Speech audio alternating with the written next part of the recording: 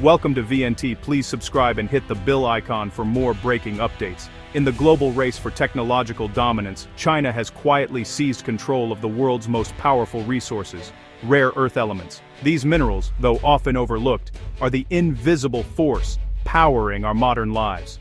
From smartphones and electric vehicles to advanced military systems and renewable energy technologies, rare earths are essential to the devices and infrastructure that define the 21st century.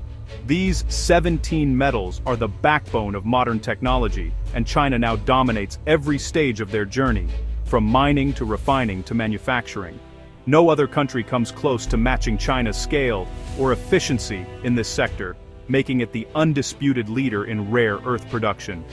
While Western nations outsourced the dirty work, China invested, innovated, and built a near monopoly, controlling 70% of mining and a staggering 90% of processing. This dominance didn't happen overnight. It was the result of decades of strategic planning and government support. Even if countries like the US or Australia mine their own rare earths, they still rely on China to process them, a dependency that's become a strategic liability. The global supply chain is so intertwined with China that breaking free is a monumental challenge. In 2025, China tightened export controls, sending a clear message: it's willing to weaponize its supply chain dominance. This move sent shockwaves through global markets, highlighting just how vulnerable other nations are to Chinese policy decisions. For industries from electric vehicles to defense, this is an existential threat. The future of clean energy, national security, and technological innovation all hinge on access to these critical minerals. China can cut off supply at any moment, leaving rivals scrambling. The mere possibility of disruption is enough to send companies and governments into crisis mode, searching for alternatives that are slow and costly to develop.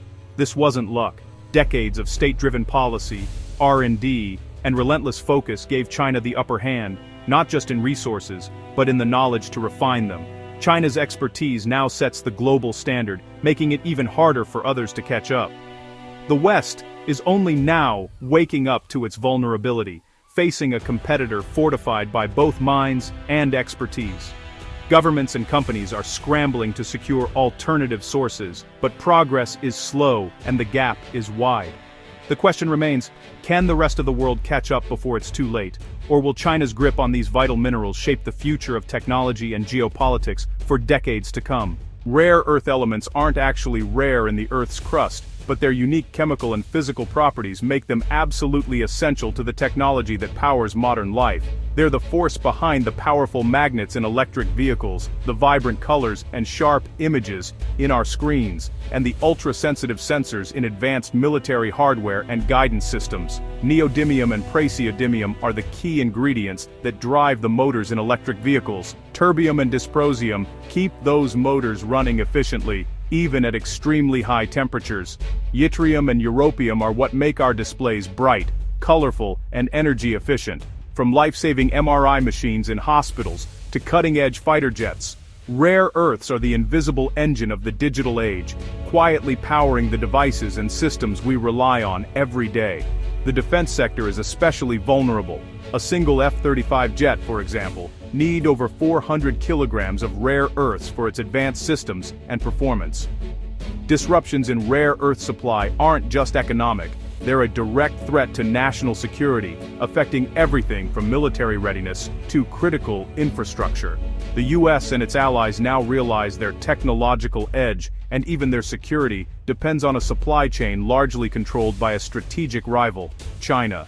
Every new green energy project, every advanced weapon system, and every digital innovation deepens this dependency on rare earths. The race is on to build an independent supply chain, but replicating China's vast and integrated rare earth ecosystem is a monumental challenge that will take years. The future of global power, technology, and security hangs in the balance as nations scramble to secure these critical resources. Confronted with its rare earth vulnerability, the US is racing to build a new secure supply chain. The centerpiece, a landmark $8.5 billion deal with Australia to fast-track mining and, crucially, processing, protected by a price floor to counter China's market tactics. Washington is also courting Central Asia, forging billion-dollar partnerships and promoting new trade routes to reduce dependence on China and Russia. The AUKUS Pact deepens Australia's role, giving allies access to strategic reserves and submarine maintenance. The West is finally mobilizing its financial and diplomatic muscle to build a resource fortress. But building mines is just the start. The real challenge is mastering the complex processing China already dominates. Is this awakening too late to break China's grip?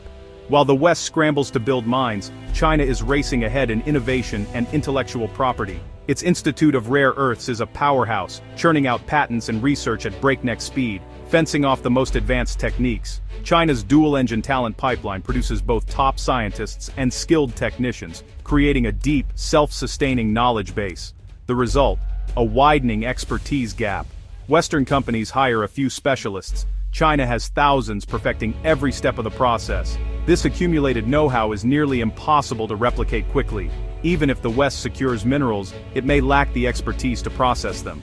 China's strategy: make its lead in know-how so profound that rivals remain dependent, no matter how much ore they dig up. The real battle is for brains, not just resources. China's true advantage lies in midstream processing, the complex step that turns raw ore into high-purity metals. In 2025, Chinese engineers launched a new, more efficient acid-alkali decomposition line, leapfrogging Western solvent extraction methods. China is already deploying next-generation electrolytic cells, with even more powerful models in development, slashing costs and boosting output. For Western newcomers, building a mine is hard. Building a state-of-the-art processing plant is a decade-long, multi-billion-dollar challenge. Without advanced processing, new mines in Australia or Central Asia are just producing worthless concentrates. China bets the West lacks the technical expertise and patience to catch up, ensuring the pipeline leads back to its plants. The midstream is the choke point, and China holds the key. The West's supply chain dreams may end where China's processing dominance begins. China's strategy now goes beyond supply and processing. It's about dominating the high-tech industries that use rare earths. In energy, China's new rare earth-enhanced aluminum conductors boost grid efficiency, saving massive amounts of power nationwide. Chinese institutes are developing next-gen micromotors for robotics and drones, and advanced textiles for military and consumer use. By moving up the value chain, China captures more profit and strategic influence, selling not just materials, but finished, superior products. Even if the West builds its own supply chain, it will face a Chinese industrial base that's more integrated and innovative. China is no longer just the world's supplier, it's becoming the world's tech leader. The final phase: full-spectrum technological dominance. The rare earth conflict is a defining battle in a new kind of Cold War, a zero-sum fight for the building blocks of power. These elements, though hidden from everyday view, are essential to the technologies that shape our lives and our security. From smartphones to fighter jets, the world's most advanced tools rely on a steady supply of rare earths. The outcome will decide who leads in military, green energy, and technology for decades to come. Whoever controls these resources will shape the future of innovation, economic growth, and even global influence. The West's efforts are serious, but reactive, focused on replicating an industrial model China has already surpassed. Western nations are racing to build new supply chains, but they're starting from behind, facing steep technical and financial hurdles. China's dominance in processing, patents, and talent is a formidable barrier. Years of investment and strategic planning have given China a near monopoly, making it difficult for others to catch up. It could take the West a decade and hundreds of billions just to catch up. By then, China will have moved even further ahead. The gap is not just in resources, but in expertise and infrastructure. The real difference: while the West prioritized short-term gains and market efficiency, China played the long game, investing for decades in a strategic vision. Now the world's future technologies depend on a supply chain controlled by a single rival. Every electric car, wind turbine, and advanced weapon is tied to this global imbalance. Reversing this dependency is the West's greatest challenge, and the outcome is far from certain.